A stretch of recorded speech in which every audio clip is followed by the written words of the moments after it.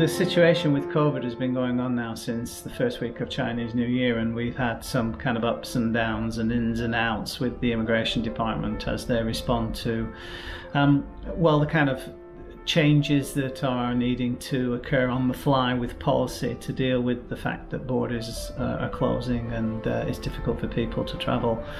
And also the edict from the government, actually 2 edicts from the government in relation to civil servants working from home. What this has meant is that the immigration department have now had to contend with a set of quite considerable, unusual, out of the ordinary factors all at one time, and it's inevitably leading to delays with applications that are ongoing. So the kind of like broad brush report given where the immigration department are now on COVID is that a number of immigration officers, as being part of the sort of disciplined services in Hong Kong, have been seconded out to keep track of and visit quarantinees.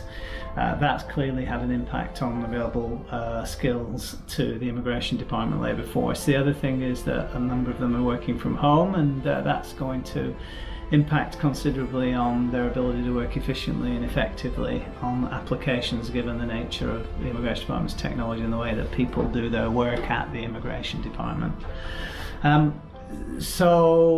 Essentially, all the main sections of the immigration department, the foreign nationals, will be interested in the extension of stay section, permanent residency section, the change of visa category section for the most part, the existing residence section, which is on the 5th floor of the immigration tower. That's operation for all practical purposes as normal.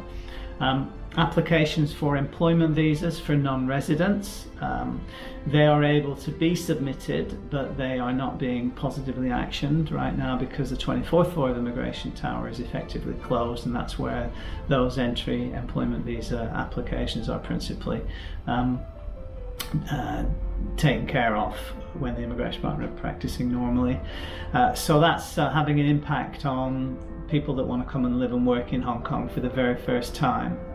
No clear visibility as to when business as usual will be resumed, but keep your eye on the press releases of the government in relation to, and also the immigration department in relation to, the way that civil servants are doing their things, and accordingly how the immigration department are, readjusting their normal working hours back to accommodate those types of applications again, and obviously any that have been submitted in the meantime. So that's how that's kind of working. And then the other thing to note is the visitor visas. It's been interesting for me over these last few weeks to see what have been long stay foreign national visitors who historically have been here a long time, have been able to come and go, refreshing their visitor status by making quick entries and exits, which are known as a double back.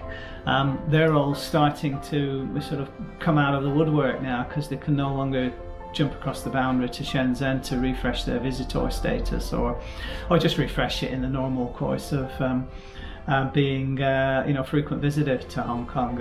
Those that are here on with a need to stay beyond the typical limit of stay as a visitor are now having to address their ongoing immigration status in Hong Kong as visitors. And the way the immigration department are dealing with it at this moment in time, as at this day, is they're effectively granting everybody a 30-day extension to their current limit of stay.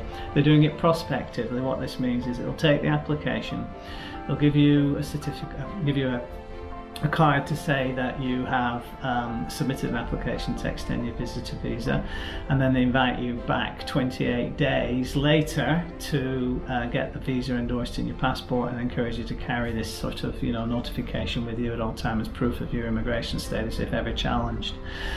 So they're doing it prospectively in that fashion, and then they will be looking at the bona fides of the extension during those 28 days, so that when you come back to collect your visitor visa extension approval some 28 days later, they'll be in a position to understand what's going on in your residence in Hong Kong as a visitor to determine, what kind of response they're going to give you the next time you need to get an extension of stay, and they will look closely at how flights are operating to your home country, what the quarantine arrangements are in your own country, what the risks are clinically in the countries that you're at, is the state of the epidemic. So there'll be that kind of reasoning going on. But for the moment, visitors whose visas are expiring go down to the immigration department 1 or 2 days before your visa's due to expire. Make ready a case as to what brought you here, what's kept you here, and kind of what's going to be happening to you as soon as the ability to travel is reinstated, and you'll be able to terminate your visit in Hong Kong once we've got some kind of normal means for you to exit Hong Kong once again. So that's how the Immigration Department are managing visitor visas. All things being equal, from a sort of a professional practice perspective, this is very interesting times. Most immigration practitioners do very well when there's a crisis like the one that we're facing with COVID. Whenever the borders close, then opportunities for new service opportunities for immigration professionals present themselves, because prior to that most people would have ignored us, just preferring to manage their own status issues by exiting and entering on an ongoing basis. So yeah, from a COVID perspective, our immigration practice is doing reasonably well, actually. We haven't laid off any of our team, we haven't needed to. We had the depth of resources last year to be able to survive everything that the rioters could throw at us. The rioting situation is a different impact on an immigration practice, because clearly nobody wants to come and live and work in a place where the subway stations are being set on fire through petrol bombs and other fringe lunatic acts. So we lost essentially 50% of our revenue last year, which, given where we were on the growth trajectory, meant all of our growth was basically was consumed by that. But we soldiered on, and we survived the year, and that's okay. Then COVID came along, which threw a spanner in the works for a lot of people. But thankfully, for immigration practitioners, that tends not to be a big problem, because there's always new service needs present themselves when the borders close. So that's an update from the Hong Kong Visa Centre and me personally, and I've been having a lot of emails and a lot of inquiries via the website that are kind of asking kind of what the status is and what's going on. So I thought I'll just reduce my present sort of understanding of how immigration is being encountered to a short video that I'll post on the blog, and then I'll be able to send to people when I get these inquiries coming in as I continue to do so. Okay.